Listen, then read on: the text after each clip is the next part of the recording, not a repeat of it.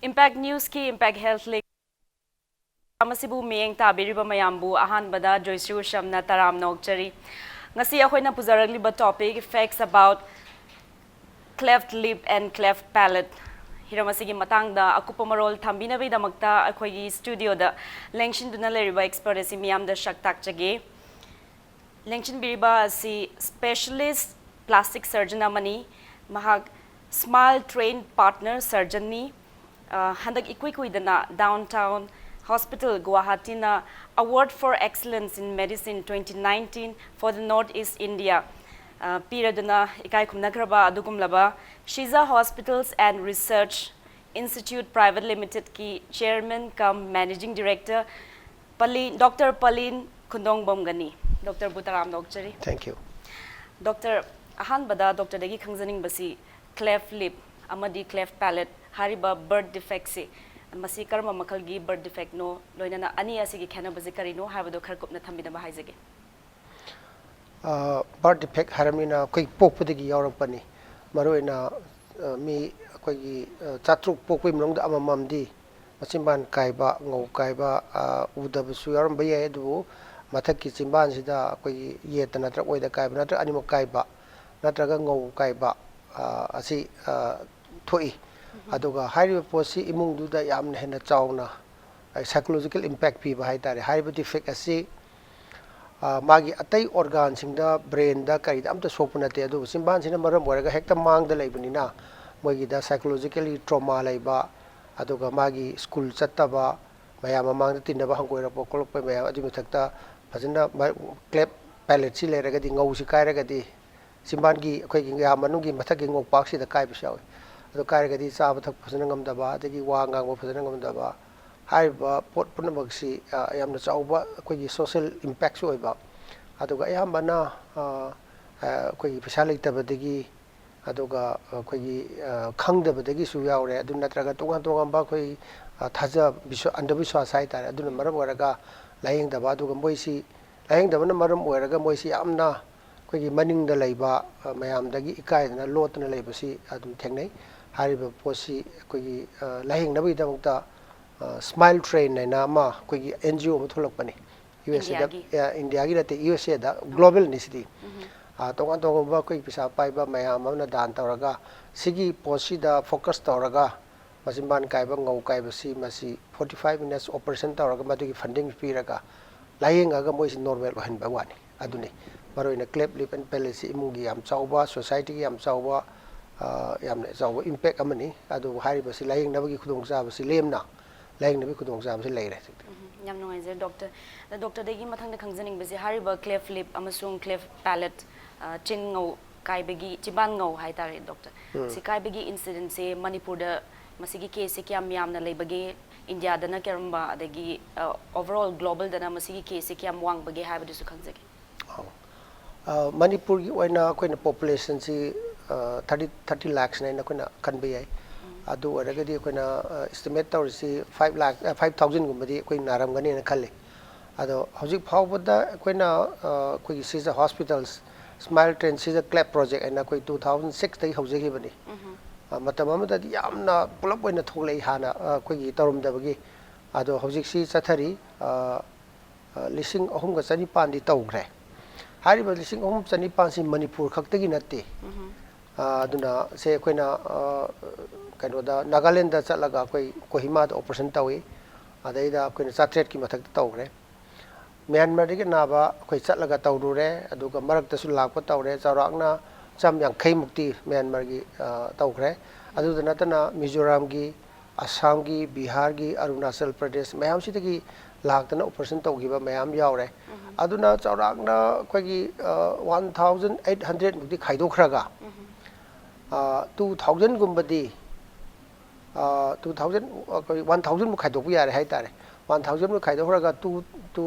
2800 gumba Manipur gi tawramani 2800 gu Manipur gi naba sigi manungda amuk koina masimban kairaga ngau kairaga amuktang tawga tokte bagi na tonda khara soirakpa simban da khara soirakpa anirak tawbu yawi adusu free ni adai da secondary cleft surgery kawi sigi da sukhara yaubuni na koina chawrakna Manipur si ꯑꯩꯈꯣꯏꯅ 2000ꯒꯨꯝꯕꯗꯤ ꯇꯧꯈ꯭ꯔꯦꯅ ꯈꯟꯕ ꯌꯥꯏ ꯂꯦꯝꯍꯧꯔꯤꯕ 3000 ꯁꯦ ꯍꯧꯖꯤꯛ ꯃꯅꯤꯄꯨꯔꯒꯤ ꯏꯟꯇꯔꯤꯌꯔꯗ ꯍꯥꯏꯇꯥꯔꯦ ꯈꯔ ꯃꯅꯨꯡ ꯆꯪꯁꯤꯟꯕ ꯁꯤꯒꯤ ꯄꯥꯎ ꯐꯪꯗꯕ ꯂꯦꯝꯅ ꯂꯥꯌꯦꯡꯉꯤ ꯍꯥꯏꯕ ꯑꯗꯒꯤ ꯃꯁꯤ ꯂꯥꯌꯦꯡꯕ ꯌꯥꯏ ꯍꯥꯏꯕ ꯈꯪꯗꯕ ꯀꯥꯡꯕꯨ ꯃꯌꯥꯝ ꯑꯃ ꯏꯚꯟ ꯏꯝꯐꯥꯜꯗꯁꯨ ꯑꯗꯨꯝ ꯂꯩꯇꯕ ꯅꯠꯇꯦ ꯑꯗꯨꯅ 3000ꯒꯨꯝꯕꯗꯤ ꯃꯅꯤꯄꯨꯔꯒꯤ ꯑꯣꯏꯅ ꯋꯥꯠꯂꯤ ꯍꯥꯏꯇꯥꯔꯦ ꯑꯩꯅ ꯁꯨꯝ ꯈꯟꯖꯕꯗ ꯑꯗꯨꯅꯅꯤ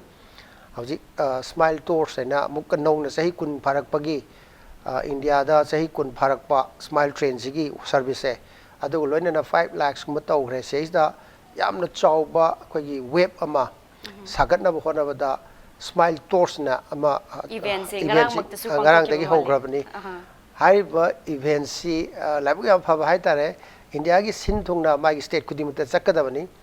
ꯇꯣꯔꯁ ꯑꯃ ꯄꯨꯔꯛꯀꯅꯤ ꯍꯌꯦꯡꯁꯤ ꯂꯥꯛꯀꯅꯤ ꯁ꯭ꯃꯥꯏꯜ ꯇ꯭ꯔꯦꯟꯒꯤ ꯅꯨꯃꯤꯠ ꯔꯤꯄ꯭ꯔꯖꯦꯟꯇꯦꯇꯤꯚꯅ ꯀꯌꯥꯅꯤꯒꯤ ꯏꯚꯦꯟ ꯑꯣꯏꯒꯗꯧꯔꯤꯕꯅꯣ ꯃꯁꯤ ꯑꯩꯈꯣꯏꯅ ꯇꯥꯔꯤꯛ 2 ꯐꯥꯎ ꯆꯠꯊꯒꯅꯤ ꯑꯗꯨꯒ 2ꯅ ꯂꯣꯏꯔꯕ꯭ꯔꯥ ꯍꯥꯏꯁꯨ ꯅꯠꯇꯦ ꯑꯗꯨꯒꯤ ꯃꯇꯨꯡꯗꯁꯨ ꯑꯗꯨꯝ ꯆꯠꯊꯕ ꯌꯥꯏ ꯑꯗꯨꯒ ꯇꯧꯕꯇꯕꯨ ꯁ꯭ꯃꯥꯏꯜ ꯇꯣꯔꯁ ꯍꯧꯕꯁꯦ ꯏꯟꯗꯤꯌꯥꯒꯤ ꯑꯣꯏꯅ ꯃꯅꯤꯄꯨꯔꯗꯩ ꯍꯥꯟꯅ ꯍꯧꯗꯣꯏ ꯂꯝꯊꯥꯕꯁꯤ ꯃꯅꯤꯄꯨꯔꯗꯩ ꯍꯥꯟꯅ ꯊꯥꯗꯣꯔꯤ ꯑꯗꯨꯅ ꯑꯩꯈꯣꯏ ꯉꯔꯥꯡꯗꯒꯤ ꯍꯧꯖꯈ꯭ꯔꯦ ꯑꯗꯨꯒ ꯇꯥꯔꯤꯛ 1ꯗ ꯑꯩꯈꯣꯏ ꯔꯦꯂꯤꯁꯤ ꯆꯠꯀꯅꯤ ꯑꯩꯈꯣꯏ ꯀꯪꯂꯥ ꯒꯦꯠꯇꯒꯤꯅ ꯑꯩꯈꯣꯏ ꯊꯥꯎ ꯒ꯭ꯔꯥꯎꯟꯕ ꯑꯩꯈꯣꯏꯒꯤ ꯇꯣꯉꯥꯟꯕ ꯑꯩꯈꯣꯏꯒꯤ ꯌꯨꯅꯤꯐꯣꯔꯝ ꯁꯦꯠꯂꯒ ꯑꯗꯨꯒ ꯇꯥꯔꯤꯛ ꯑꯅꯤꯁꯤꯗꯅ ꯑꯣꯅꯔꯦꯕꯜ ꯒꯣꯚꯔꯅꯔꯒ ꯂꯣꯏꯅꯅ ꯑꯩꯈꯣꯏꯒꯤ ꯀ꯭ꯂꯣꯖꯤꯡ ꯍꯥꯏꯇꯥꯔꯦ ꯁꯦꯔꯤꯃꯣꯅꯤ ꯑꯃ ꯏꯟꯗꯤꯌꯟ ꯃꯦꯗꯤꯀꯦꯜ ꯑꯦꯁꯣꯁꯤꯌꯦꯁꯟꯒꯤ ꯍꯣꯜꯗ ꯄꯥꯡꯊꯣꯛꯆꯒꯗꯕꯅꯤ ꯍꯥꯏꯔꯤꯁꯤ ꯑꯩꯈꯣꯏꯅ ꯁꯣꯁꯤꯌꯦꯜ ꯃꯦꯗꯤꯌꯥꯗ ꯃꯌꯥꯝꯁꯤꯅ ꯄꯥꯎ ꯄꯤꯕꯤꯔꯒ ꯏꯟꯇꯔꯤꯌꯔꯁꯤꯡꯗ ꯌꯧꯅꯕ ꯈꯣꯠꯅꯕ ꯉꯁꯤꯃꯛ ꯑꯩꯅ ꯋꯥ ꯉꯥꯡꯖꯔꯤꯕꯁꯤꯁꯨ ꯄꯥꯎꯁꯤ ꯍꯥꯏꯗꯤ ꯑꯋꯦꯔꯅꯦꯁ ꯏꯟꯇꯔꯤꯌꯔꯗ ꯌꯧꯈꯤꯅꯕ ꯔꯤꯄ꯭ꯔꯖꯦꯟꯇꯦꯇꯤꯚꯁꯤꯡ ꯏꯝꯐꯥꯜꯗ ꯂꯩꯕ ꯑꯗꯨꯒ ꯁꯤ ꯄꯥꯎꯁꯤ ꯇꯥꯕꯤꯕꯁꯤꯡꯅ ꯄꯥꯎꯁꯤ ꯍꯦꯟꯅ ꯁꯟꯗꯣꯛꯈꯤꯕ ꯃꯥꯏ ꯈꯨꯟꯗ ꯃꯥꯏ ꯂꯩꯀꯥꯏꯗ ꯁꯟꯗꯣꯛꯈꯤꯅꯕ ꯍꯥꯏꯅ ꯇꯧꯖꯕꯅꯤ ꯂꯣꯏꯅꯅ ꯏꯟꯗꯤꯌꯥꯒꯤ ꯑꯣꯏꯅ ꯆꯍꯤ ꯑꯃꯗ 35,000ꯁꯦ ꯑꯉꯥꯡꯁꯦ ꯄꯣꯛꯏ ꯃꯆꯤꯟꯕꯥꯟ ꯀꯥꯏꯕꯁꯦ ꯀ꯭ꯂꯦꯞ ꯂꯤꯞ ꯑꯦꯟ ꯄꯦꯂꯦꯠꯁꯤ 35,000ꯁꯤ ꯄꯣꯛꯏ ꯂꯥꯏꯕꯛ ꯐꯗꯅ ꯏꯟꯗꯤꯌꯥꯒꯤ ꯁꯔꯖꯟ ꯃꯌꯥꯝ ꯑꯃ ꯂꯩ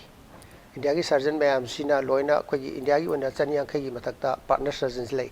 ꯑꯗꯨꯅ ꯌꯥꯝꯅ ꯆꯥꯎꯅ ꯀꯟ ꯆꯪꯁꯤꯜꯂꯛꯏ ꯍꯥꯏꯇꯥꯔꯦ ꯍꯧꯈꯤꯕꯆꯍꯤ 10ꯁꯤꯗ ꯑꯩꯈꯣꯏ ꯂꯥꯛ 5 ꯇꯧꯕ ꯍꯥꯏꯁꯤ ꯌꯥꯝꯅ ꯆꯥꯎꯕ ꯁꯤꯒꯅꯤꯐꯤꯀꯦꯟ ꯍꯥꯟꯅ ꯂꯩꯔꯝꯕ ꯃꯌꯥꯝ ꯑꯃ ꯑꯀꯨꯃꯨꯂꯦꯠ ꯇꯧꯔꯒ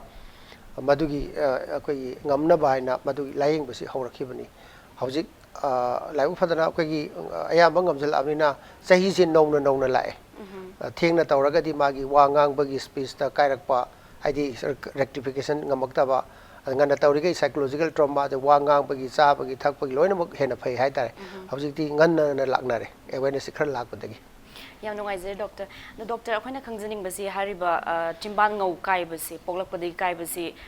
ꯃꯁꯤꯒꯤ ꯀꯣꯖꯦꯁꯁꯦ ꯀꯔꯤꯅꯣ ꯍꯥꯏꯕꯗꯣ ꯈꯪꯖꯅꯤꯡꯉꯤ ꯃꯃꯥꯗꯒꯤ ꯁꯣꯏꯔꯛꯄ ꯖꯥꯠꯂꯥ ꯅꯠꯇ꯭ꯔꯒ ꯃꯁꯤ ꯏꯟꯚꯥꯏꯔꯟꯃꯦꯟꯇꯦꯜ ꯀꯣꯖ ꯑꯣꯏꯒꯗꯧꯔꯤꯕ꯭ꯔꯥ ꯃꯁꯤꯒꯤ ꯀꯣꯖꯇꯣ ꯈꯔ ꯍꯥꯏꯕꯤꯅꯕ ꯍꯥꯏꯖꯒꯦ ꯃꯁꯤꯒꯤꯁꯤ ꯌꯥꯝꯅ ꯃꯔꯨꯑꯣꯏꯕ ꯀꯩꯅꯣꯅꯤ ꯑꯟꯙꯕꯤꯁ꯭ꯋꯥꯁ ꯌꯥꯝꯅ ꯂꯩ ꯃꯤꯠꯁ ꯌꯥꯝ ꯂꯩ ꯑꯩꯈꯣꯏꯅ ꯊꯦꯡꯅꯗꯕ ꯅꯠꯇꯦ ꯑꯩꯈꯣꯏꯒꯤ ꯑꯉꯥꯡꯁꯤ ꯃꯆꯤꯟꯕꯥꯟ ꯀꯥꯏꯕ ꯉꯧ ꯀꯥꯏꯕꯁꯤ ꯂꯥꯛꯄ ꯃꯇꯝꯗ ꯀꯔꯤꯒꯨꯝꯕꯗ ꯃꯃꯥꯗ ꯇꯥꯏꯅꯕ ꯌꯥꯎꯏ ꯀꯔꯤꯒꯨꯝꯕ ꯗꯥꯏꯚꯣꯔꯁ ꯇꯧꯕ ꯐꯥꯎꯕ ꯌꯥꯎꯏ ꯀꯣꯟꯅ ꯁꯦꯝꯃꯀꯥꯟꯗ ꯑꯃꯨꯛ ꯍꯟꯖꯤꯟꯅꯈꯤꯕ ꯌꯥꯎꯗꯕ ꯅꯠꯇꯦ ꯑꯩꯈꯣꯏꯒꯤ ꯍꯣꯁꯄꯤꯇꯥꯜꯒꯤ ꯑꯩꯈꯣꯏꯒꯤ ꯍꯤꯁꯇ꯭ꯔꯤꯗ ꯑꯗꯨꯃꯥꯏꯅ ꯇꯧꯗꯅ ꯑꯩꯈꯣꯏꯒꯤ ꯅꯨꯄꯤꯒꯤ ꯃꯔꯤꯗ ꯀꯔꯤꯒꯨꯝꯕ ꯑꯃ ꯕꯗꯅꯥꯝ ꯄꯤꯕ ꯈꯣꯠꯄꯁꯤ ꯌꯥꯝꯅ ꯇꯣꯏꯅ ꯊꯣꯛꯏ ꯅꯠꯇ꯭ꯔꯒꯅ ꯀꯔꯤꯒꯨꯝꯕ ꯁꯤꯟ ꯑꯃ ꯇꯧꯔꯨꯕꯗꯒꯤ ꯑꯩꯈꯣꯏ ꯄꯥꯞ ꯑꯃ ꯇꯧꯔꯨꯕꯗꯒꯤ ꯃꯁꯤꯅ ꯐꯪꯉꯛꯏꯅꯤ ꯈꯣꯠꯂꯅꯤ ꯍꯥꯏꯕ ꯍꯥꯏꯔꯤꯕ ꯄꯨꯝꯅꯃꯛꯁꯦ ꯑꯩꯈꯣꯏꯅ ꯑꯆꯨꯝꯕ ꯑꯝꯇ ꯅꯠꯇꯦ ꯆꯞ ꯆꯥꯕ ꯑꯩꯈꯣꯏꯒꯤ ꯀ꯭ꯂꯦꯞ ꯂꯤꯞ ꯑꯦꯟ ꯄꯦꯂꯦꯠꯁꯤꯒꯤ ꯆꯞ ꯆꯥꯕ ꯃꯔꯝꯁꯤ ꯍꯧꯖꯤꯛ ꯐꯥꯎꯕ ꯈꯪꯕ ꯉꯝꯗ꯭ꯔꯤ ꯑꯗꯨꯕꯨ ꯑꯩꯈꯣꯏꯅ 100ꯒꯤ ꯃꯅꯨꯡꯗ 10ꯗꯤ ꯖꯦꯅꯦꯇꯤꯀꯦꯂꯤ ꯆꯠꯂꯤ ꯖꯤꯟꯗ ꯆꯠꯂꯤ ꯑꯩꯈꯣꯏꯅ ꯑꯩꯈꯣꯏ ꯀ꯭ꯂꯦꯞ ꯂꯤꯞ ꯑꯦꯟ ꯄꯦꯂꯦꯠꯁꯤ 100ꯁꯤ ꯑꯩꯈꯣꯏꯅ ꯈꯪꯒꯠꯄ ꯃꯇꯝꯗ 10ꯗꯤ ꯃꯥꯒꯤ ꯐꯥꯗꯔꯒꯤ ꯃꯥꯗꯔꯒꯤ ꯍꯤꯁꯇ꯭ꯔꯤ ꯂꯩꯌꯦꯕ ꯁꯤꯃ ꯂꯩꯔꯦ ꯑꯗꯨꯒ ꯑꯇꯣꯞꯄ ꯑꯃꯅ ꯑꯩꯈꯣꯏꯒꯤ ꯃꯁꯤꯃꯛꯅ ꯀꯣꯖꯗꯤ ꯅꯠꯇꯕ ꯑꯗꯨꯕꯨ ꯍꯥꯏꯌꯔ ꯏꯟꯁꯤꯗꯦꯟꯁ ꯐꯪꯉꯤꯁꯤ ꯑꯩꯈꯣꯏꯅ ꯃꯤꯔꯣꯟꯕꯒꯤ ꯃꯇꯝꯁꯤꯗ ꯃꯤꯔꯣꯟꯕ ꯍꯥꯏꯁꯤ ꯑꯍꯥꯟꯕꯒꯤ 3 months ꯐꯥꯔꯁ ꯇ꯭ꯔꯥꯏꯃꯤꯁꯇꯔ ꯍꯥꯏ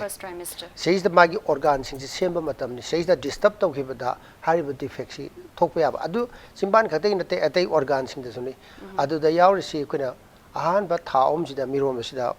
ꯁ꯭ꯇꯦꯔꯣꯏꯗ ꯄꯤꯖꯈꯤꯕ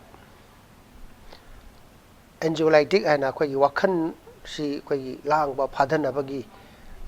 ꯍꯤꯗꯥꯛ ꯄꯤꯖꯕ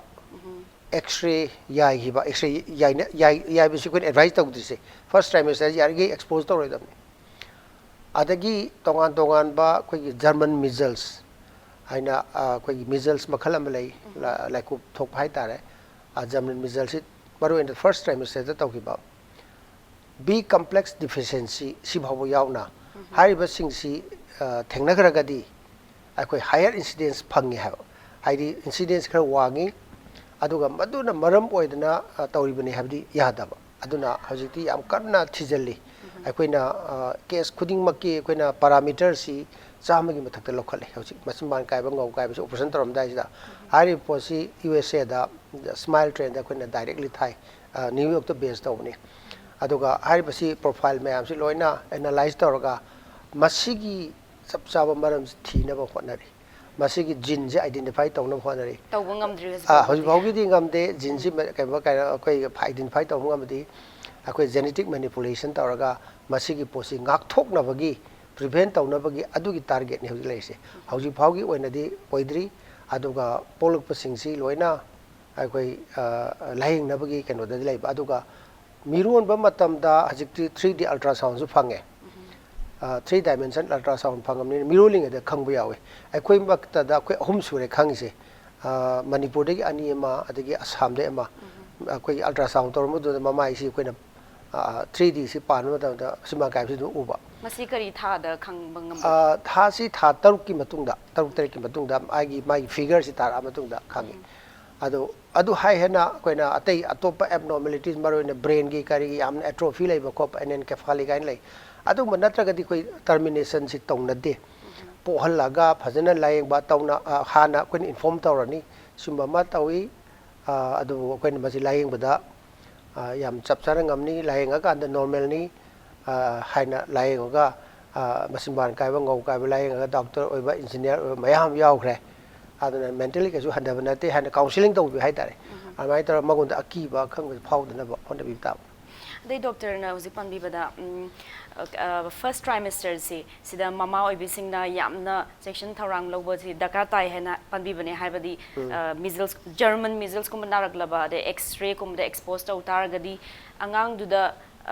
sigi kano cleft lip ka palate se sina bagi incidence se wange habani na maramdi oidraga su section tharang do lotion batare adagi doctor na uzi pan bi bada first 3 months se mogi organ se formation tor matamina organ form taw matam chimban ngau kai ba angang sing se moi sida brain gi anomaly su thengna ganbara natraga masi top para brain anomaly si tora isolated oina laini ako simban kai ba loina ne habs leite aduga hariba abnormality any body gi part ama sorak pase masi koina panjaki ba keno map si koi gi lifestyle hai dare layeng bagi khangde amagi khangde siga kitang mari laina na incidence kra wang habani sabsaba maram khangde se koi brain da miroling da koi brain si yamna fiction ba hayang wai tholaga mana wakhan khan manga moida waragadi koina medical termination of pregnancy adum tongnai da hari posi smile train the Cleft lip and Palate di to darka lekti hai tare adu da natana tonga ba atai khut ki khangde khong ki khangde loina adum detect tawbadi ultrasound dum tawye adu da natana down syndrome ne le adu di koi amniotic fluid na angang gi kaino da angang khaw manung dagi mahi si loraga test tawraga mai genetic analysis tawraga down syndrome na down syndrome na malai akoi gi mai gene da khara defect lai badna haiwai mai wakhan khan mangam da ba mayang dagi learning tab thaba khota ba mayam su le adu su adum termination pregnancy da tongna su yawe aduna haibadi yamna normal oiba angang singda only chimban ngau khatang kai ba atopa di loimak normal oiba asigumba angang sing su lei adagi kharama de loimak brain anomaly adagi chimban ngau su kai ba asigumba case mayam multiple case oiba angang sing su lei multiple case leitab na te heart defect phau lei yawe adu heart defect heart congenital heart disease associate tawga lak yawe adu punna maksi akoina heart si han yeng tho haini masimban kai ba heart disease ga maru ina congenital heart disease holes in the heart and akogi BST AST and manung valve mayam sigi chamber mayam si hona ba hai tare holes in the heart si masing yamna dum lei moi si almost 1% gumba dum lei bani ado seista ajagi Cleft lip and Palate siga loina rapiawi ado kaimba lak taragadi heart si han lying tho haini heart si lying ba si hojikti device closure and lane da bitasu lying ba yare lelaga su la yare maru oi badi life threatening oi ba heart kumbagi karibusin han lying tho simban gi si kaibna ngau kaibna siba yaroi aduga smile train gi policy da su safety is number one. Hadi anaba akwai masimban kaiba ngau kaiba si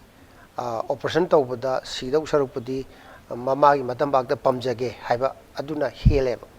aduna nungsiba masagi nungsiba bayabdun aduna adumba associate tawbula agadi koina lying basi heart hand lying thoi adu hala akan ta koina simban sebudu laire aidi operation tawbada risk tu leitrela punsi do hana kan hosi punsi hana kan si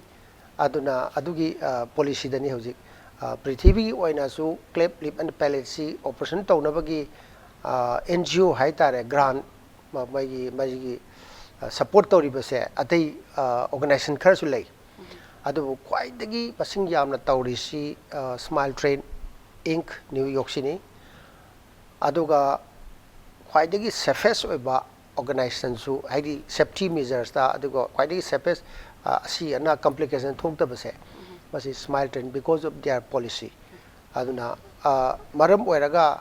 aikoi moigi da koi Chinese proverb ta hai nga pizanu nga phawa tambiu Chinese proverb ni ko masi koi China kano ki Smile Train ki kanggu sila aganda aikoi su khangjai aduki matik valuable oigre haibagi arthadi ngasi se agina nga pizab ta di eina nuksiba mi amada nga du ngasi chatho loi thokrane adu nga phaba tambi taraga di masin mapunsi jupa nga phaba chaning matam phar sabi yare adu haibadi moina local surgeon sing se train tawe matam amada kogi tonga tomba country dagi moi group la ani anesthetist surgeon adagi technician la aga operation toramani operation yankai mu toraba chakhrani adagi di yengsan basu ngamaro yengsan bas local surgeon sing yagore aduga moina hek laktri gai di koi somda operation si tonga maroi kaino da somda Cleft, Lip and Palate haiba doctor amata train toram dabanina mapunsi kai moin hek lakti boxi laktra ga di punsi chupa dum hauji Myanmar thoi jini Myanmar da hauji masimba kai ngau jam leiba kaino they don't have the plastic surgeon train do leitri aduna local surgeon hai tare si khoi gumba Manipur da Professor Nilamni Sharma ga adagi ai samaka si koina partner surgeon ka moina recognize tawba koina tawribo operation sida operation mamangi matungi si koina case masing ji yenga kanda si ma operation tawbi yare result phajare haibna singba si magi tongan ba criteria yenga matung da koija haiba certification haita recognition pibi bani aduna aduda natana koi si training pi ba koida conference yawi workshop yawi aduna akoi si hailagadi Manipur da leiba Manipur gi akoi da leiba neighboring country haro neighboring states in da leiba anaba sing si service phangjarani akoi na papande hanjan lakpoi darka leite hana akoi bu nga phaba tambiram bahai tare armai tawna hauji akoi Manipur khakta natara Mizoram adagi Nagaland adagi Myanmar di khoi chalaga operation tawre mission Myanmar gi makhada operation anek tawre aduga Nagaland di koi private hospital amada koi 38 times chalure aduna more than 700 operation tawgren hajer sini almai tawduna hajik si sathari bani yam nungai je doctor yam na aphaba khongthang ni haiba tare do matang soide brain talomina kishi matang soide brain talog jage break ke matungda Dr. Palin Khundongbam ga amuka hana wari shana duna Cleft, Lip amasung Cleft Palate ke matangda khangmina kishi break ke matungda amuka hana taram nokchari Doctor break ke matungda khoina khangjaning basi hojiki chimban ngau kaiba angang sing se piklingai degi moi chawrakpa matam fawada moina thengnaba khudong chadaba mayam ase kari kari no habado khangjage khoida khoi hek pokpategi khoi nainabi ai angang si hospital pokpi ai jumda maibi na pokpi ai angang si hek polokpaga moina angang sigi masak si yengni nupa nupira yengni adaida masimban kairakpa ngau kairakpa si pora imung sida imung family da yamna chawna psychological trauma ma lei kanawumba kharana mama da uttabida mama sida masasi uttabida masimban kai masasi uttabida bapa na decision loraga operation tawraga pibusu yawe aidi puthokraga pand adusu yadaba nate no mada hadi neonatal surgery tawnai advanced center dadi anesthesia gi chauba chakhatpa perform anesthesia piraga hek pokpa tawbi ai Smile Train gi di hek popa tawde safety gi dongan ba kenoni aina haisina outside smile training makadani armai tawraga sigi bhawba adum possibility adum tawbi yauri adagi imungsi sigi phibom sida masman kaiba ngau kaiba sina maram oiraga moina hangui jaba ikai jaba dagi swisti sonda ba yawi ya ngang si swisti bau ye thok yawi adagi marak sida akoida marak ta pore aduga chaumbasi bawba moi chaumbasi bau ye thok pa natraga tok pa adu marak sida lai fadana cleft lip masman kaiba sigi operation je tha taruk ta tawi tha taruk ki matung tha taruk suraganda hanadi tha ahum du su torami mari du su torami ai haije gi pokpa sum tawbi ai adubu akoigi smile train gi statistic ta yengba matamda tha ahum da tawba taruk ki mamang da tawbase masiga taruk ki matung tawbase ga anabda complication thokpje taruk ki matung dana handhe aduna why not wait for another 3 months tha hum ngai raga anabagi safety henga taraga di kedo ngai roi doino athubu ke su leite imung manungi nungai jada bi wari yam thung tawbi haibu yawi adusu anabagi safety henga ga tha taruk sida akoina operation tawi achimban kai bagi se kainoda it has got something to do aesthetic mapan gi yeng bagi aduga masimban kai bagi operation tawda khana bamna magi yari gi phandu ombatu handarai aduga ya koi ngau kai basi ju pixel e magi muscle jin pull tawdagi simban gi muscle jin tam tam na sum lenga padagi aduna simma leire adagi mu ngau kai basi moine yot pa matam da hai hagalle hagan bana maram oiraga nakongi da eustachian tube aina lei manung da nakonga ngau ka phaune adei da magi sangum ji changraga koi otitis media hai ear infection ni nai ga tabado ado middle ear infection tawraga nai tarak pukholak pasi yaudab nate aduga ngau kai ba kangbu si 10% chamai manung da taradi nakong tabase khar handei 10% chamai manung da taragum se aduna adugi maramti kaino da ngasagi ear infection tawhibaduna oidoine aduna hariba posi akoina nganna wari sabirani angang si khom pitapka matamda akoigi 45 degree thamni aduga ngau kaiba mi si khom ji chingba ngamoi kaino da negative pressure create taw ngamdamnina aduna moisi either bottle feeding da su hadi nipple si khara lawna hotok tare aduga akoina yungdhawa matamda upside down tawda sangom ji tap taraka da chingbadi ngamdramina ngau kai basi chingba ngamoi kaino da chingba ni ching si akoi close cavity amada my negative pressure create tawnina ngau du horamni negative pressure du create taw ngamdramina adu maine tawbo natraga samasna natraga dropper ne pitakani adusu 45 degree da hadana ba mana lying down position da thaga di hagatlaga ngasagi air infection gi changsi aduga moisi chabagi thakpagi si nutrition ji amaroi mana chaba da kitang hagan ba kokamba hek pijaba pithakpada handhaba yawe aduna magi growth da handhaba ko yawe hariba singsi akoi angang si magi mother da parents da khara kyan dana koi counseling piraga takpi demonstrate tawre hai dar aduga tha taraga mari suba sahi amaga tha ani masi matam sida angang si ngang dagi attempt tor ane ngang ba matam sida chumna ngang hona ba na koina ngau ji semgadam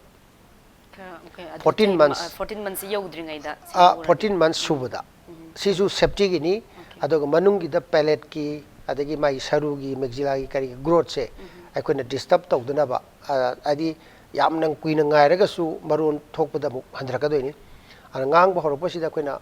ahamba dadi 18 months harame 18 months tar adu handhabi yare adu growing aidaba yade aduna 14 months se world gi oina smile train gi oina sathari hojik se 14 months subaga tawbi yare haba palate se adu sahi ani hendokra tawroidra tawne ba adagi sahi kunthra sursu tawne ngau se upper limit se leite sahi cham subudo handakta ikoi koidana koina 48 years ama tawgi adu su imphal dagi ni asuk sanga ba matam si akoi 2006 dai hogi bani adu masigi posi taram de karawamne ningsam gidagi laktana tawgi adu wangang bada 100% phatraga su magi naton da chatpa makhon mayam amadudi phare adu matakta mana psychologically manung da mana ngau kai basi khangjaba se ma mathanda maji ngau kai dre habasi khangjaraga maji psychologically improvement laine ba ai manung da wakhan manung da khanma ngak tane na ꯑꯗꯨꯃꯥꯏꯅ ꯇꯧꯅ ꯊꯥ ꯇꯔꯥꯒ ꯊꯥ ꯇꯔꯥꯃꯔꯤ ꯆꯍꯤ ꯑꯃꯒ ꯊꯥ ꯑꯅꯤꯁꯤꯗꯒꯤ ꯍꯧꯔꯦ ꯃꯁꯤꯅ ꯂꯣꯏꯔꯕ꯭ꯔꯥ ꯍꯥꯏꯗꯤ ꯅꯠꯇꯦ ꯁ꯭ꯃꯥꯏꯜ ꯇ꯭ꯔꯦꯟꯒꯤ ꯃꯈꯥꯗ ꯑꯩꯈꯣꯏꯅ ꯇꯧꯔꯤꯁꯤ ꯌꯥꯔꯤ ꯌꯥꯈꯣꯡꯁꯤ ꯄꯩꯅ ꯍꯧꯔꯛꯏ ꯀꯣ ꯌꯥꯁꯤ ꯄꯩꯅ ꯍꯧꯔꯛꯏ ꯑꯗꯒꯤ ꯌꯥꯔꯤꯁꯤ ꯁꯝꯅꯗꯕ ꯌꯥꯎꯔꯤ ꯍꯥꯏꯔꯤꯕꯁꯤꯡꯁꯤ ꯕꯣꯟ ꯒ꯭ꯔꯥꯐꯇꯤꯡ ꯇꯧꯀꯧꯏ ꯌꯥꯔꯤꯁꯤ ꯁꯝꯅꯅꯕ ꯍꯣꯠꯅꯕꯗ ꯑꯩꯈꯣꯏꯅ ꯊꯥ ꯆꯥꯎꯔꯥꯛꯅ ꯆꯍꯤ 9 ꯁꯨꯔꯛꯄ ꯃꯇꯝꯗ ꯌꯥꯔꯤꯁꯤꯗ ꯁꯔꯨ ꯊꯥꯅꯦꯕ ꯕꯣꯟ ꯒ꯭ꯔꯥꯐꯇꯤꯡꯁꯤ ꯕꯣꯟꯁꯦ ꯑꯩꯈꯣꯏꯅ ꯇꯤꯕꯤꯌꯥꯗꯒꯤ ꯂꯧꯕ ꯌꯥꯏ ꯑꯗꯨ ꯏꯂꯤꯌꯥꯛ ꯀ꯭ꯔꯦꯁꯇꯒꯤ ꯂꯧꯕ ꯌꯥꯏ ꯁꯔꯨ ꯊꯥꯔꯒ ꯃꯥꯒꯤ ꯑꯦꯂꯥꯏꯟꯃꯦꯟ ꯑꯗꯨꯒ ꯃꯌꯥ ꯍꯧꯔꯛꯄꯁꯤ ꯆꯨꯝꯅ ꯍꯧꯔꯛꯅꯕ ꯏꯚꯟ ꯐꯩꯔꯐꯥꯎꯗ ꯑꯣꯔꯊꯣꯗꯣꯟꯇꯤꯛ ꯗꯣꯛꯇꯔ ꯌꯥꯒꯤ ꯗꯣꯛꯇꯔ ꯁꯤꯒꯤꯗꯃꯛꯇ ꯑꯦꯛꯁꯄꯥꯔꯠ ꯑꯣꯏꯕ ꯂꯩ ꯃꯣꯏꯅ ꯌꯥꯁꯤ ꯂꯩꯊꯣꯛ ꯂꯩꯁꯤꯟ ꯇꯧꯔꯒ ꯌꯥꯁꯤ ꯐꯖꯅꯕ ꯍꯥꯏꯇꯥꯔꯦ ꯁꯤꯃ ꯁꯦꯝꯕ ꯑꯗꯒꯤ ꯆꯍꯤ 13 13 ꯁꯨꯔꯛꯄ ꯁ꯭ꯋꯥꯏꯗ ꯅꯨꯄꯥꯒꯤ ꯈꯪꯗꯦ ꯅꯨꯄꯤꯒꯤ ꯈꯪꯗꯦ ꯐꯖꯅꯤꯡꯕ ꯃꯇꯝ ꯌꯥꯝꯅ ꯁꯦꯜꯐ ꯏꯁꯇꯤꯝꯁꯤ ꯌꯥꯝ ꯋꯥꯡꯕ ꯃꯣꯏꯒꯤ ꯅꯥꯇꯣꯟꯁꯦ ꯑꯩꯈꯣꯏꯅ ꯆꯤꯝꯕꯥꯟ ꯀꯥꯏꯕ ꯉꯧ ꯀꯥꯏꯕ ꯍꯥꯏꯖꯕꯩ ꯋꯥꯅꯤ ꯅꯥꯇꯣꯟꯁꯨ ꯄꯩꯌꯦꯕ ꯅꯥꯀꯟ ꯅꯥꯝꯃ ꯕꯛꯀꯜ ꯇꯧꯋꯦꯕ ꯑꯗꯨꯒ ꯌꯥꯔꯤꯁꯨ ꯁꯣꯛꯏꯅꯦꯕ ꯑꯗꯨꯅ ꯅꯥꯇꯣꯟꯁꯤ ꯑꯩꯈꯣꯏꯅ ꯁꯦꯝꯕ ꯌꯥꯏ ꯍꯧꯖꯤꯛꯀꯤ ꯑꯗꯨꯒꯤ ꯃꯃꯥꯡꯗ ꯑꯩꯈꯣꯏꯅ ꯌꯥꯝ ꯀꯟꯅ ꯗꯤꯁꯇꯔꯕ ꯇꯧꯕ ꯃꯇꯝꯗ ꯅꯥꯇꯣꯟꯒꯤ ꯀꯥꯔꯇ꯭ꯂꯦꯖꯁꯤ ꯁꯣꯛꯀꯅꯤ ꯑꯗꯨꯅ ꯆꯍꯤ 13 13 13 ꯁꯨꯔꯛꯄꯗꯗꯤ ꯅꯥꯇꯣꯟꯁꯤ ꯃꯦꯆ꯭ꯌꯣꯔ ꯑꯣꯏꯔꯀꯥꯟꯗ ꯅꯥꯇꯣꯟꯁꯤ ꯆꯥꯎꯕ ꯂꯣꯏꯔꯀꯥꯟꯗ ꯑꯩꯈꯣꯏꯅ ꯅꯥꯇꯣꯟꯒꯤ ꯁꯦꯞ ꯁꯥꯏꯖ ꯁꯤꯃꯤꯇ꯭ꯔꯤꯁꯤ ꯂꯣꯏꯅ ꯁꯦꯝꯕ ꯌꯥꯏ ꯑꯗꯨꯃ ꯁꯦꯝꯕꯤꯕ ꯑꯗꯨꯒ ꯌꯥꯒꯤ ꯑꯣꯔꯊꯣꯗꯣꯟꯇꯤꯛ ꯇ꯭ꯔꯤꯠꯃꯦꯟ ꯇꯧꯕꯤꯕ ꯑꯗꯨꯒ ꯂꯣꯏꯅꯅ ꯍꯥꯟꯅ ꯄ꯭ꯔꯥꯏꯃꯥꯔꯤ ꯑꯣꯄꯔꯦꯁꯟ ꯀꯧꯏ ꯑꯍꯥꯟꯕ ꯇꯧꯕꯁꯤꯅ ꯆꯤꯝꯕꯥꯟ ꯁꯦꯝꯈ꯭ꯔꯦ ꯉꯧ ꯁꯦꯝꯈ꯭ꯔꯦ ꯊꯥ 6ꯇꯒꯤ ꯊꯥ 6ꯇꯒꯤ ꯍꯧꯔꯒ ꯑꯗꯨ ꯁꯦꯝꯈ꯭ꯔꯦ ꯑꯗꯒꯤꯗꯤ ꯆꯤꯝꯕꯥꯟꯁꯤ ꯁꯦꯝꯈ꯭ꯔꯒꯁꯨ ꯁꯤꯃꯤꯇ꯭ꯔꯤ ꯑꯣꯏꯗꯕ ꯈꯔ ꯗꯥꯛ ꯈꯔ ꯆꯥꯎꯕ ꯌꯥꯏ ꯈꯔ ꯏꯟꯈꯠꯄ ꯌꯥꯏ ꯈꯔ ꯆꯤꯡꯊꯕ ꯌꯥꯏ ꯅꯥꯇꯣꯟꯁꯤꯁꯨ ꯁꯤꯒꯤꯁꯤꯁꯨ ꯑꯩꯈꯣꯏꯅ ꯁꯦꯀꯦꯟꯗꯔꯤ ꯀ꯭ꯂꯦꯞ ꯁꯔꯖꯔꯤ ꯑꯅ ꯑꯗꯨꯁꯨ ꯇꯧꯕ ꯌꯥꯏ ꯍꯥꯏꯔꯤꯕ ꯄ꯭ꯔꯥꯏꯃꯥꯔꯤ ꯁꯔꯖꯔꯤ ꯁꯦꯀꯦꯟꯗꯔꯤ ꯁꯔꯖꯔꯤꯁꯤꯡꯁꯤ ꯂꯣꯏꯅ ꯐ꯭ꯔꯤꯗ ꯇꯧꯕ ꯉꯥꯛꯇꯅꯤ ꯍꯧꯖꯤꯛꯀꯤ ꯍꯥꯏꯔꯤꯕ ꯁ꯭ꯃꯥꯔꯠ ꯇ꯭ꯔꯦꯟꯁꯤꯒꯤ ꯁ꯭ꯃꯥꯏꯜ ꯃꯈꯥꯗ ꯇ꯭ꯔꯦꯟ ꯁ꯭ꯃꯥꯏꯜ ꯇ꯭ꯔꯦꯟ ꯁꯤꯒꯤ ꯃꯈꯥꯗ ꯏꯟꯗꯤꯌꯥꯗ ꯁ꯭ꯃꯥꯏꯜ ꯇ꯭ꯔꯦꯟ ꯏꯟꯗꯤꯌꯥ ꯍꯥꯏꯅ ꯑꯃ ꯁꯦꯝꯈ꯭ꯔꯦ ꯁ꯭ꯃꯥꯏꯜ ꯇ꯭ꯔꯦꯟ ꯑꯗꯨ ꯏꯟꯗꯤꯌꯥ ꯁꯤꯒꯤ ꯃꯈꯥꯗ ꯂꯣꯏꯅ ꯇꯧꯕ ꯌꯥꯏ ꯍꯥꯏꯔꯤꯕꯁꯤꯒꯤ ꯃꯁꯤꯒꯤ ꯆꯪꯒꯗꯕ ꯑꯣꯄꯔꯦꯁꯟꯒꯤ ꯍꯤꯗꯥꯛ ꯂꯥꯡꯊꯛ ꯑꯦꯅꯦꯁꯊꯦꯁꯤꯌꯥꯒꯤ ꯂꯩꯕꯒꯤ ꯈꯣꯠꯄꯒꯤ ꯃꯌꯥꯝꯁꯤ ꯂꯣꯏꯅ ꯍꯧꯖꯤꯛꯀꯤ ꯁ꯭ꯃꯥꯏꯜ ꯇ꯭ꯔꯦꯟꯁꯤꯅ ꯕꯤꯌꯔ ꯇꯧꯖꯕꯅꯤ ꯁꯤꯗ ꯅꯠꯇꯅ ꯀꯅꯥꯒꯨꯝꯕ ꯑꯔꯥꯞꯄ ꯈꯨꯡꯒꯪꯗ ꯂꯩꯕ ꯀꯥꯡꯕꯨꯅ ꯂꯥꯛꯄꯗ ꯉꯝꯗꯕ ꯍꯥꯏꯇꯥꯔꯦ ꯀꯔꯤꯒꯨꯝꯕ ꯀꯥꯟꯗ ꯂꯥꯛꯑꯒ ꯁꯤ ꯌꯧꯔꯛꯄꯗ ꯂꯣꯛ ꯊꯨꯡꯗꯅ ꯑꯃꯨꯛ ꯍꯟꯕ ꯍꯥꯏꯔꯤꯕꯁꯤ ꯑꯃꯨꯛ ꯍꯟꯅ ꯂꯥꯛꯄꯗ ꯑꯃꯨꯛ ꯉꯝꯃꯔꯣꯏꯗꯕ ꯂꯩꯅ ꯃꯣꯏꯁꯤ ꯇ꯭ꯔꯥꯟꯁꯄꯣꯔꯇꯦꯁꯟ ꯑꯗꯨꯝ ꯄꯤꯕ ꯌꯥꯎꯋꯤ ꯁ꯭ꯃꯥꯏꯜ ꯇ꯭ꯔꯦꯟꯒꯤ ꯃꯈꯥꯗ ꯑꯗꯒꯤ ꯌꯥꯝꯅ ꯅꯨꯡꯁꯤꯕ ꯄꯣꯠꯅꯤ ꯑꯩꯈꯣꯏꯅ ꯎꯈ꯭ꯔꯨꯜ ꯗꯤꯁꯇ꯭ꯔꯤꯛꯇꯒꯤ ꯎꯈ꯭ꯔꯨꯜꯗꯒꯤ ꯕꯖꯥꯔꯁꯤꯗꯒꯤ ꯀꯤꯂꯣꯃꯤꯇꯔ 65 ꯀꯤꯂꯣꯃꯤꯇꯔ ꯆꯠꯂꯒ ꯈꯨꯡꯒꯪ ꯑꯃꯗ ꯃꯥꯒꯤ ꯃꯆꯤꯟ ꯃꯅꯥꯎ ꯑꯍꯨꯝꯁꯦ ꯃꯁꯤ ꯂꯣꯏꯅ ꯅꯥꯕ ꯑꯗ ꯑꯩꯅ ꯔꯤꯝꯁꯇ ꯂꯩꯔꯤꯉꯩꯗ ꯑꯃꯗꯤ ꯑꯣꯄꯔꯦꯁꯟ ꯇꯧꯈ꯭ꯔꯦ ꯑꯗꯨꯒꯤ ꯃꯇꯨꯡꯗ ꯑꯇꯩꯁꯤ ꯇꯧꯕ ꯉꯝꯗꯗꯅ ꯃꯥꯒꯤ ꯂꯩꯖꯔꯝꯕ ꯂꯧ ꯃꯆꯥ ꯑꯃꯁꯨ ꯌꯣꯟꯊꯣꯛꯈ꯭ꯔꯦ ꯍꯥꯏꯅ ꯍꯥꯏꯌꯦꯕ ꯑꯗ ꯀꯣꯟꯅ ꯑꯩꯈꯣꯏꯅ ꯀꯩꯅꯣꯗ ꯎꯈ꯭ꯔꯨꯜꯗ ꯆꯠꯄ ꯀꯥꯟꯗ ꯊꯦꯡꯅꯗꯅ ꯑꯉꯥꯡ ꯑꯍꯨꯝꯃꯛꯁꯤ ꯄꯣꯔꯛꯑꯒ ꯁ꯭ꯃꯥꯏꯜ ꯇ꯭ꯔꯦꯟꯒꯤ ꯃꯈꯥꯗ ꯑꯣꯄꯔꯦꯁꯟ ꯂꯣꯏꯅ ꯇꯧꯈꯤ ꯐ꯭ꯔꯤꯗ ꯂꯣꯏꯅ ꯇꯧꯈꯤ ꯑꯗꯨꯒꯤ ꯑꯩꯈꯣꯏꯅꯁꯨ ꯒꯥꯔꯤꯗ ꯄꯣꯔꯛꯑꯦ ꯑꯗ ꯆꯠꯊꯣꯛ ꯆꯠꯁꯤꯟꯒꯤ ꯂꯣꯏꯅ ꯀꯩꯅꯣ ꯇꯧꯔꯒ ꯑꯗꯨꯃꯥꯏꯅ ꯇꯧꯗꯅ ꯌꯥꯝꯅ ꯆꯥꯎꯕ ꯃꯇꯦꯡ ꯑꯃ ꯍꯧꯖꯤꯛꯀꯤ ꯁ꯭ꯃꯥꯏꯜ ꯇ꯭ꯔꯦꯟꯁꯤꯅ ꯄꯤꯕ ꯂꯥꯏꯕꯛ ꯐꯗꯅ ꯅꯥꯒꯥꯂꯦꯟꯒꯤ ꯑꯣꯏꯅ ꯍꯧꯖꯤꯛ ꯍꯧꯖꯤꯛ ꯑꯣꯏꯅ ꯁ꯭ꯃꯥꯏꯜ ꯇ꯭ꯔꯦꯟ ꯄꯥꯔꯠꯅꯔ ꯁꯔꯖꯟ ꯂꯩꯇꯦ ꯑꯗꯣ ꯃꯤꯖꯣꯔꯥꯝꯒꯤꯁꯨ ꯂꯩꯇꯦ ꯑꯗꯨꯅ ꯑꯩꯈꯣꯏꯅ ꯅꯥꯒꯥꯂꯦꯟꯗꯤ ꯑꯩꯈꯣꯏꯅ ꯁꯦꯟꯇꯔ ꯑꯃ ꯆꯠꯂꯒ ꯇꯧꯔꯤ ꯃꯤꯖꯣꯔꯥꯝꯒꯤꯗꯤ ꯑꯩꯈꯣꯏ ꯆꯠꯇ꯭ꯔꯤ ꯑꯗꯨꯒ ꯑꯁꯥꯝꯒꯤꯗꯁꯨ ꯂꯩ ꯑꯁꯥꯝꯒꯤꯗꯁꯨ ꯄꯥꯔꯠꯅꯔ ꯁꯔꯖꯟꯁꯤ 2 ꯂꯩ ꯑꯗꯨ ꯑꯣꯏꯔꯒꯁꯨ ꯑꯩꯈꯣꯏꯅ ꯇꯣꯉꯥꯟꯕ ꯑꯩꯈꯣꯏꯒꯤ ꯑꯇꯣꯞꯄ ꯑꯣꯔꯒꯅꯥꯏꯖꯦꯁꯟ ꯑꯃ ꯍꯥꯏꯇꯥꯔꯦ ꯁꯤꯒꯤ ꯉꯧ ꯀꯥꯏꯕ ꯆꯤꯝꯕꯥꯟ ꯀꯥꯏꯕ ꯁꯤꯒꯤ ꯁꯦꯝꯕ ꯑꯣꯔꯒꯅꯥꯏꯖꯦꯁꯟ ꯑꯃ ꯂꯩ ꯑꯗꯨꯅ ꯒꯣꯔꯃꯦꯟꯒ ꯇꯥꯏ ꯑꯞ ꯇꯧꯔꯒ ꯇꯧꯈꯤꯕ ꯍꯥꯏꯇꯥꯔꯦ ꯑꯗꯨꯅ ꯌꯥꯝ ꯐꯖꯅ ꯄꯔꯐꯣꯔꯃꯤꯡ ꯑꯣꯏꯕꯁꯤ ꯑꯩꯈꯣꯏꯒꯤ ꯃꯅꯤꯄꯨꯔꯒꯤꯁꯤ ꯌꯥꯝ ꯐꯖꯅ ꯔꯤꯀꯣꯛꯅꯥꯏꯖ ꯇꯧꯕꯤꯔꯤ ꯍꯥꯏꯇꯥꯔꯦ ꯍꯧꯖꯤꯛ ꯐꯥꯎꯒꯤ ꯑꯣꯏꯅ ꯄꯔꯐꯣꯔꯃꯤꯡ ꯀꯩꯅꯣ ꯇꯧꯅ ꯁꯤꯃ ꯂꯩꯈ꯭ꯔꯦ ꯑꯗꯨ ꯉꯁꯥꯏꯅ ꯍꯪꯕ ꯋꯥꯐꯝꯗꯨꯗ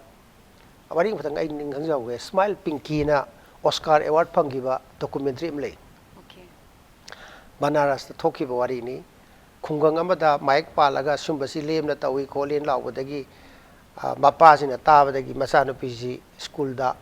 ꯁ꯭ꯀꯨꯜꯁꯤꯗ ꯃꯥꯁꯤ ꯃꯌꯥꯝꯒ ꯇꯤꯟꯅꯕꯗ ꯂꯛꯅꯕꯤꯕ ꯁꯥꯟꯅꯕꯃꯛꯇꯗ ꯃꯥꯁꯤ ꯃꯇꯥꯏꯗ ꯂꯩꯕ ꯊꯣꯡꯒꯥꯟ ꯋꯥꯡꯃꯗꯒꯤ ꯂꯣꯟꯅ ꯌꯦꯡꯖꯕ ꯍꯥꯏꯇꯥꯔꯦꯀꯣ ꯁꯤ ꯋꯥꯖ ꯔꯤꯖꯦꯛꯇꯦꯠ ꯆꯍꯤ 5ꯗ ꯉꯥꯏꯔꯤꯕ ꯑꯉꯥꯡꯅꯤ ꯑꯗꯨꯅ ꯑꯗꯨꯃꯥꯏꯅ ꯇꯥꯕꯗꯒꯤ ꯃꯥꯅ ꯕꯁꯇ ꯂꯥꯛꯑꯒ ꯕꯅꯥꯔꯁꯇ ꯑꯣꯄꯔꯦꯁꯟ ꯇꯧꯔꯒ ꯃꯥꯁꯤ ꯂꯥꯛꯑꯒ ꯃꯌꯥꯝ ꯃꯔꯛꯇ ꯇꯤꯟꯕ ꯃꯌꯥꯝ ꯃꯔꯛꯇ ꯇꯤꯜꯂꯒ ꯑꯗꯩꯗꯤ ꯃꯥꯒꯤ ꯁꯦꯜꯐ ꯏꯁꯇꯤꯝꯗꯨ ꯍꯦꯟꯒꯠꯂꯛꯄ ꯁꯦꯜꯐ ꯀꯟꯐꯤꯗꯦꯟꯁꯁꯨ ꯍꯦꯟꯒꯠꯂꯛꯄ मासी डॉक्टर ओइनी हैगलकपा सिगी वारी से वारी मचा से मसीदने ऑस्कार अवार्ड फंग्रिसे माना यामना सेल्फ डिफीटेड ओइबा इमुंग मनुंगी मसागी ओइना यामना बास नुपी मचा सही मंगा हाइसिदी नुजेन येंगबो मतमदि लिपस्टिक का थारबनेबा अखोइदसु थोकी हुरपदा कांदा सही मरी मुक्तंगाइबा अंगाम लिपस्टिक से हाइगलगा थारगा सिमान काइबदु द लोइन दिसे यामना नुक्सीबा मतमनेबा अदो मागोंदा हाना लेरमिबा सेल्फ स्टीम यामना लो ओइरमबदु सेम मतुंगदा अजिक मासी करो तौरे मंगोंदा कॉन्फिडेंस लागना डॉक्टर ओइनी हाइरे अदो हौजिक से मासी सही 15 फगले हाइ वारी से कुइरबने अदो हौजिक सी विंबलडन दगा मासी टोस्ट तो मान तहली अचौबा स्माइल पिंकी ना मासी अंगकपा कनो ओइरे लेरे सी हाइबा वारी सिदी अनाब खुदिंग मत थोइबने डॉक्यूमेंट तो होदबई वानी खोना अखोइ सिदसु ट्रेन दा अखोइ मैतै नुपी मन लाकपदा ट्रेन दा हुंथोंबा यावे नुपी अमा simply because she is a girl and also cleft lip and palate tha manga da ngai ba ngam hundomdra mama siga mapa singa angang masa nupa da pamaga train station da thokrabane mama si kapga thoki ba moi ji halakhini harame ba adu train thawr horoga halaktre that means intentionally thadaramane ado haiba maitai no bi mathona phabisna pukhalaga ma ji sangom khara pithak cha khara pithak tara poraga akhoi da operation tawgi horokpada 2006 da hauji class 5 6 kare फजना repair तौरे अदुगा वा ngange aduga masi haidi sumba wari se sisu फजखरा wari ni haitare haiba sai oscar phangba wari do adugि ता दबा wari ne ba documentation do admai tauna imung amada wari ba adagi masina kayamu yan life changing oige khoke habse masi yamna thak kai haini yengbu yamna nungai ba haitare yamna encouraging oiba pot amani Dr. Amoina hojiki chimban ngau kairaba angang singda repair tawbiraga normal punsi pibiba sisu yamna harauningai ni hana masi yamna satisfying oi akoina matamamada naba sumbala panda operation tawsi paisa suk sangani khokani habada moina taharaga decision lobu ngamdadana mayumda hangiba haidi simply because of the poverty adugi poverty gi laira mana maram oraga lahing tadna ma punsi do pura koi punsi chu pusi mangna lebdu hojikti madugi solution la abane ana solution si da koi khulai ona sinaraga haiba singsi koina yengjaba haiba si yam nungai aduga loinana koi ji sigi posi khara hena changsanna ba atai state asu koina Myanmar du su chief minister honorable chief minister Sageng gi lakpom tam koina wari si sajagi Manipur gi population 30 lakhs ne Sageng gi population si 60 lakhs ne Sageng asi just quite in naknariba state sigi wadi ko Myanmar gi nate aduna Sageng alba state division sigi aduna akoida 5000 lera da moi da 10000 ni and there is no plastic surgeon akoina satpa matam da han bagi mission Myanmar satpa matam da anaba chani ni ngai rame akoi si aduga akoina tawbada di 103 khatang tawi haidi mayam si khadang koina screen tawde adaba safety gi damakta adugi mathang amuk chapada koi kun manga tawi hojik si even more da bawa tamugi district hospital sida moi 30 list lay 30 gi list masiman kai bangau kai base sigi si akoi sida lakpu ngamdri ba yam nakna 110 kilometers sida simply because moi gi passport adagi moi gi visa gi kari gi madugi khudung cha basi anakpada lektaba mandle chatpada ba adu koina karam mongda koina poraga akoina border bauda lakpa ngamagadi akoina loina transportation akoina loina tawjage operation tawraga koi thil age siwa koi propose tawjagi bani loina na koi mid kisu cataract kisu armai tawna asi kaiba koina tawbu ngamagadi soina ngamsu ngamnen khale akoida amhena satisfying way nakna akoiga akoi state siga country siga nakna na leraba Myanmar sida akoina hekta tawbu ngamda ba haita because of the akoi law gi matungina sanction bisu yadaba changuroga hekta operation tawbu akoi tawudi tawrure adu magi legalities mayam laibina anabada adu su adum pan banina yadaba adu bulai ufadra hojik August ki tai 9 dagi hojik lakthok laksin yare atai anaba akoi adugi magi visa lobungamba passport lobungamba kambudi laktana hojik mi chatru ki matakta lakreba koi hospital da operation chamai matakta tawkre aduga deida hip joint replacement yawre open heart surgery ahum yaure brain tumor yaure nungi bayam yaure mai tawna lae ado hojik su moina khudong sabji hengalakani khali moina pora agadi khoi loina operation tawgen khale yamna satisfying oiba yam thagani ngai ni Shija hospital na Shija na loriba keno thorang initiative mayam ase not only Manipur de loribani ado matang aswaida doctor dagi akhona hangjaning ba wahang di mayam le ado matam je khar loisalaglabani na aroibada doctor dagi khangjaning baji huji hariba smile train program asigi makhada free oina huji cleft lip amasung cleft palate ki surgery to boi khudong chaba pi haibani na karamaina asigumba angang amana masigi khudong chaba se logadage haibasi miyam da khanghanbi khwaidagi maru oibadi moina hariba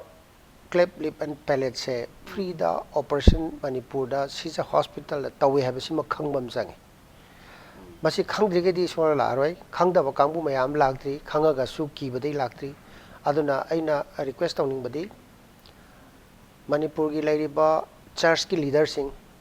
social organizations sing leaders sing political leaders sing oja sing aduga khara mapan thokna khabar kagas paba imphal ka ba haidare haidi interior yamna sigi pau phangdawni haidi loina connection leiba ngaktani haiba simban kaiba ngau kaiba hana tawraga su khara phajana ba tawbu ya ba haiba kudong sabasi Shija hospital Imphal da free da layengi chima pau sandohaningi aduga loina na sathok sasingi kudong sada ba leiraga su se hojik lalamungdagi akhoi bo lakbudi pha changoi adubu athapa sugnudagi hairo kangpokpi dagi senapati gi interior di laktar ga di pha changi aduna adu lakthok laksin gi khudong jabasi akoina adugi transport akoi facility khara piba dum piri haitare adugi khudong jabasu pini aduga once Shija hospital si yoraga any authority amada any front office da hango tamda haiba cleft lip and palate ki si magdadi protocol semdana kanana yengni kamai taraga masi investigation tawni kamai tawni loina taro leijaramni na matamji koina 2006 dagi hojegi bani haurakpadadi nongmada anabasi 32 muk lakpa yawi aduga akoina chatlaga silchar dai lawru yawi Nagaland dai lawru yawi armai tawraga ajikti set tawraga leirabani na pausi yohanbiba aduga pau taraga su lakpa ngamdragadi kanau bakharana moi punjalaga support tawbiraga traveling support haitare lakthok laksingi kijaba yawi moina si yohanbira agadi yorp sigi si chosam budai sumi amana hek porakpi ba yawi moina mi si khangnara moi contact taraga lakulaga moi traveling expenses to moi loina ko support tawjani aduga Shija yoragadi adudagi di mingjanbadagi ne thoki bawsigi adu hanba bawgi si koina care lawni hariba posi smile train New York sina support tawni hariba organization si paisa paiba mayam ama Bill Gates yaure Paul Newman adagi Bruce aduga ai kanbada ningjang hoge world gi oina hariba organization gi brand ambassador se Aishwarya Rai ne Aishwarya Rai Bachchan okay magi father gi leitaban mise magi si smile train gi day oina khoi pangthoi moigi family na su yamna chawba smile train surgery gi chawba donation su tawi aduna magi beauty for a purpose hai mana maram oiraga pausi sandokpiba aduga sigi brand ambassador oibidana mana phajariba punamaksi smile train gi damakta masimban kaiba ngau kaiba si mayam si rectify taw correct tawnabagi damakta adugi purpose gi damakta mana phajari ni habagi adugi brand ambassador da mana ajik brand ambassador oibiri 2008 da 18 da Bombay da koi 5 lakh subagi India gi oina 5 lakh operation subagi koi celebration ama tawi ma yauna koi mayam mana wa ngang na koi hangning ba koning mayam tawna yam chawna event ama ju bangtok jagi masini aina haijining ba yam nungaijere doctor na domgi chillo matam kai thokpidina ngasi akhoi studio da lengsin bidina episode asida cleft lip amadi cleft palate ki matang da yam kumna thambikre loina smile train gi matang da su yam kumna thambikre amka hana haninga letin thagab phone thank you so much ai nungaijabani thank you ngasi gi di impact news impact headling program asi matang aswade loislagli Dr. Palin na panbi ꯄꯟꯕꯤꯈꯤꯕꯒꯨꯝ ꯑꯩꯈꯣꯏꯒꯤ ꯃꯅꯤꯄꯨꯔ ꯑꯁꯤꯗ ꯀ꯭ꯂꯦꯐ ꯂꯤꯞ ꯑꯃꯁꯨꯡ ꯀ꯭ꯂꯦꯐ ꯄꯦꯂꯦꯠꯀꯤ birth deficit ꯑꯁꯤꯒꯨꯝꯕ ꯂꯩꯔꯕ ꯑꯉꯥꯡꯁꯤꯡ ꯑꯁꯤ ꯁꯤꯖꯥꯗ ꯄꯨꯔꯛꯄꯤꯗꯨꯅ ꯍꯥꯏꯔꯤꯕ ꯁ꯭ꯃꯥꯏꯜ train ꯏꯟꯛꯒꯤ ꯃꯈꯥꯗ funding ꯄꯤꯗꯨꯅ ꯇ꯭ꯔꯤꯠꯃꯦꯟ ꯇꯧꯕꯤꯅꯕ ꯃꯤꯌꯥꯝꯗ ꯍꯥꯏꯖꯔꯤ ꯃꯁꯤ ꯍꯥꯏꯔꯒ ꯉꯁꯤꯒꯤ ꯑꯦꯄꯤꯁꯣꯗ ꯑꯁꯤ ꯃꯇꯥꯡ ꯑꯁ꯭ꯋꯥꯏꯗ ꯂꯣꯏꯁꯤꯜꯂꯒꯦ ꯃꯊꯪꯒꯤ ꯑꯦꯄꯤꯁꯣꯗꯇ ꯑꯇꯣꯞꯄ ꯑꯦꯛꯁꯄꯔꯠ ꯑꯃ ꯄꯨꯗꯨꯅ ꯂꯥꯛꯆꯒꯦ ꯍꯥꯏꯔꯒ ꯃꯤꯌꯥꯝꯗꯒꯤ ꯀꯥꯏꯅꯅꯕ ꯌꯥꯊꯪ ꯅꯤꯖꯔꯤ ꯊꯦꯡꯛ ꯌꯨ